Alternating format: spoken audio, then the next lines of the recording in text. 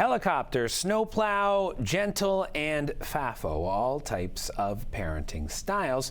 But if you're a parent, can you even choose one, or do they just come naturally due to your own sensibilities? All of this was up for discussion when I chatted with our parenting pundit, Julie Cole. Look, I'm going to say that some, I think, probably are more effective than others. And we will talk about this as we go through them. We can look at the pros and cons. But I think at the end of the day, every parent is going to have their own parenting style that works for them. They kind of have, they can be aspirational and try and work towards certain parenting styles, but eventually you do what works for you. Well, the first one we're going to talk about, I feel as though the one that is most commonly made fun of, and that is the helicopter parent style. Yeah, this one's been around for a little while and it does get a lot of criticism, and I do think rightly so, because as the name indicates, helicopter means there's a lot of hovering. And what's happening there is that you've got parents, making things very easy for kids and making them not have to do anything for themselves.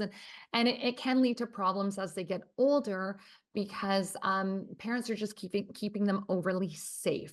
It seems to be like a safety concern.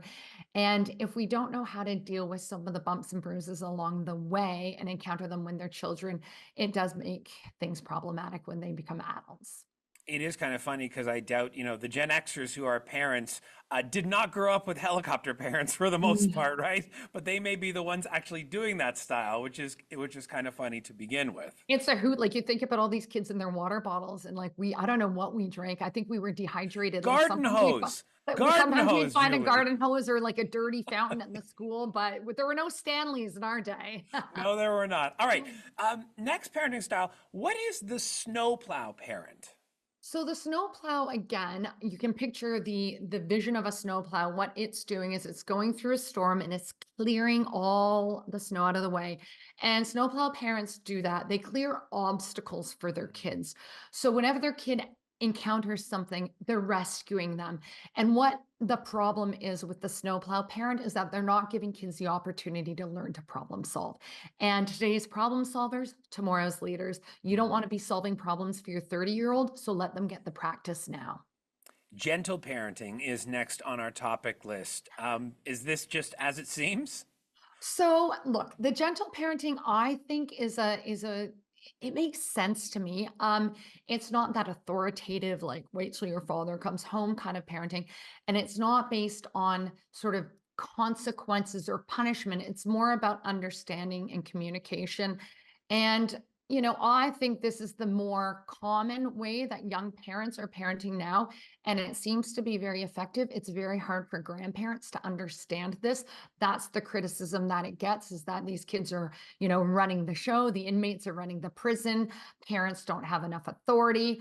But we'll see with as time passes, the impact, but I don't think there's anything wrong with communicating with your kids, gaining understanding and explaining to them. And, it's all about communication, and I like that.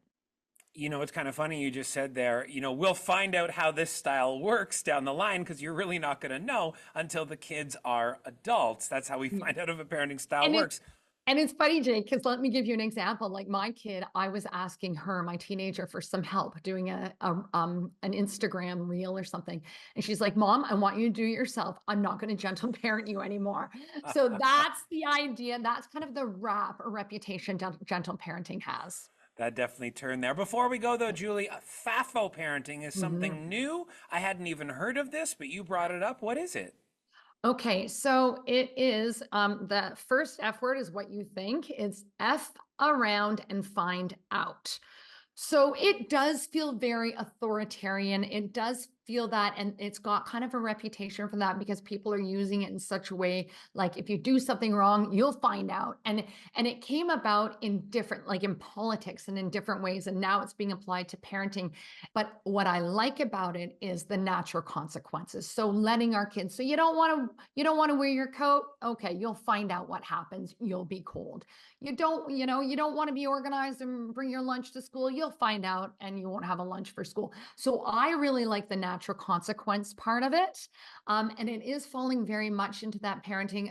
You'll hear a lot right now, that whole Mel Robbins let them theory, it kind of aligns with that.